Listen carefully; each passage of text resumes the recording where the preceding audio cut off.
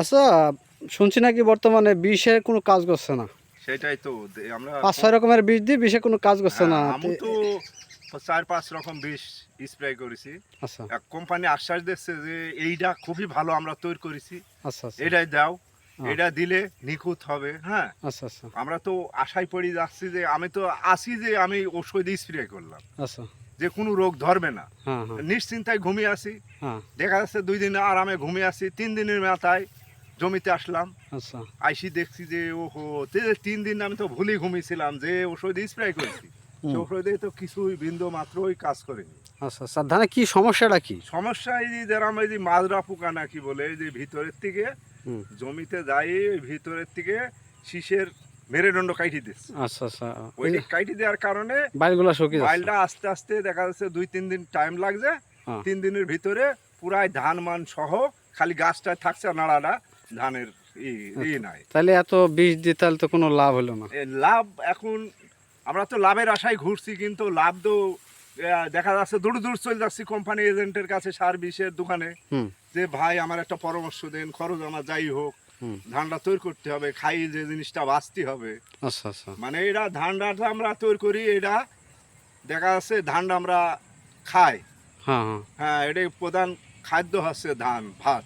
আচ্ছা এখন এই ধান ভাঙি তো চাল হয়, হুম হুম এই চাল তো আগেই চলে যাচ্ছে হচ্ছে মেলে, এই যে মেলে মানে এই কারেন্ট পোকার পেটে, মানে আচ্ছা এই কারেন্ট পোকা বড় মেল কিন্তু এখন। আচ্ছা আচ্ছা আচ্ছা এই মেলে যে ধান ভাঙাইনি লাগছে, হুম কারেন্ট পোকায় যে ধান ভাঙি দিচ্ছে, তার কোনো অটো মেলু লাগবে না, কোনো কিছু কোনো তাকালু লাগবে না, এ একবারই চাইল হয়ে যাচ্ছে। আচ্ছা আচ্ছা এর ভাত আর খাওয়া লাগবে না, এর ভাত আছে এই তার মানে হওয়া ধানগুলো সব নষ্ট হয়ে নষ্ট যাচ্ছে, হয়ে তাই না? যাচ্ছে, হ্যাঁ। এত পরিশ্রম করে ধান তৈরি খুব করি, পরিশ্রম করি, খুব খরচ, লেবার খরচ বেশি, হওয়া ধান নষ্ট হয়ে যাচ্ছে। সারের খরচ বেশি, বিষ এরাম দিচ্ছি, কিন্তু আশাই করে দিচ্ছি, কিন্তু তাহলে দোষটা তো পুরোটাই কোম্পানির, কারণ এখন কোম্পানি এখন ওই নন্ড ভন্ড বিষ দিয়ে কোম্পানির টাকা ঠিকই নিয়ে নিচ্ছে, অথচ হ্যাঁ, কাজের কাজ কিছু হচ্ছে না। এই দেখা যাচ্ছে এমসিকো বিষ, দেখা বলছে যে এটা 450 টাকা দিলি তোমার কাজ হয়ে যাচ্ছে, আচ্ছা আমরা বলছি 460 টাকা দিয়ে ফেলছি, যে আরো 10 টাকা বেশি করে দিচ্ছি কোম্পানির নাকি। আচ্ছা তে লাস্টে যাই দেখছি ওডি তো গেলই, হুম আবার আরো কোম্পানিতে যাই ওই সেই একই অবস্থা আছে। আচ্ছা, আপনার এই জমিতে কি কি বীজ দিছেন?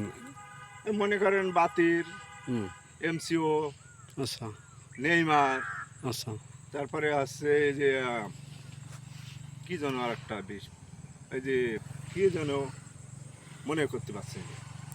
ওই যে আছে এই